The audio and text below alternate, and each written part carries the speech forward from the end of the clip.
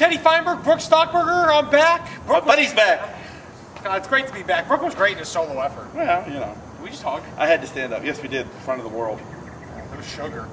Realignment is in the air and disconcerting. Brook, your thoughts? Yeah, the Aggies are in a very, very, very tough situation right now with other members of their conference going places.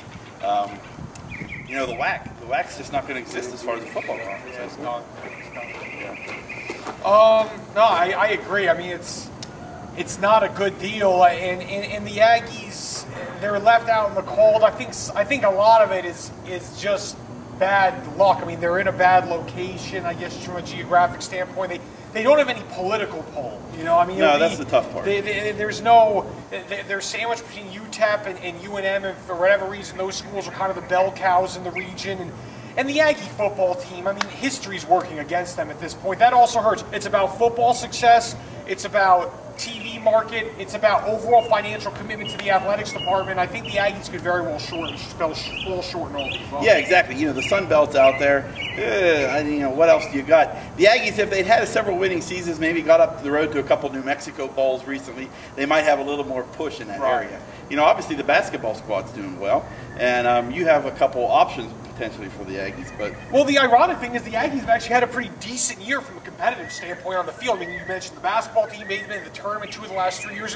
Historically, they're good. Football was improved, although we do know the history, but they were better. Baseball's top 25. There's been other accomplishments as well. Cross country's better. Swimming's been better. The Aggies are on top. They're in the top 3 of the WAC Commissioner's Cup standing, so they're not putting a bad product on the field. Again, it's those other factors they're looking at, and it's, you know, it's a tough spot. I will say this, in my gut, what were you going to say? I was just going to say, I feel like I talked so long on this program.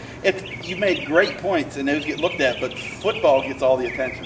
Whether you like it or not, football gets 80% of the attention. Football, television market, and financial commitment. I mean, those get the attention. Yeah. It's not...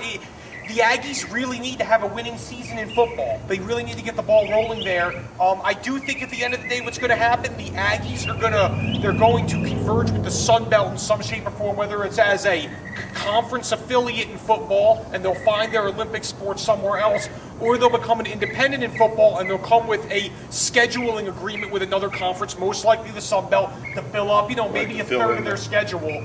And with the WAC schedule, you know, almost half their games have been, you know, non-conference games anyway, so that's not too far of a stretch, really. It's not. Both those options are temporary, though. I don't think that they're going to be more than a 2-3 year thing.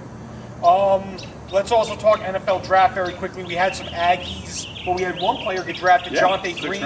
Tavion Rogers, wide receiver, who I thought should have been drafted, was signed as a free agent by Cincinnati. And, of course, Danye Coleman, who was a great player here as a safety. He signs with the Arizona Cardinals. Yes, it's good to see a couple Aggies get in there, get into camp. I thought Kenny Turner might get a shot at it, but you know, he didn't get signed to running back. He is 26-year-old running back, and there's going to be some questions about that. But you say maybe he'll go up to Canada. Yeah, and I think Kenny will still get a look at an NFL camp. Aggies have put Devon House in the NFL, Jonte Green, 2 cornerbacks. Danye Coleman, safety. Dwayne Walker, former NFL defensive backs coach. You can't tell me there's a coincidence there. Actually, Green got drafted by the Lions, who, by the way, are my favorite team. But I actually really like the free agents that were signed. Rodgers could do 2 things. He's a great return man. And Danye Coleman, this kid just got some bulldog in him. And I think that if he finds a camp and he makes that team, I think he's a real shot at making a team as the 53rd guy. I really do. We have a couple active Aggies as it is. They always put a few in the NFL. Yeah, no doubt. High school baseball playoffs also this weekend. Softball playoffs.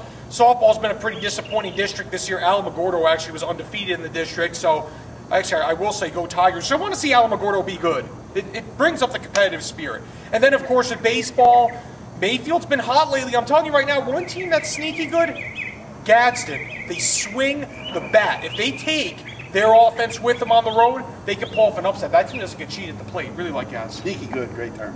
Sneaky good. Folks, thanks for checking us out as always. Facebook, Twitter, lcsun-news.com. All day, every day.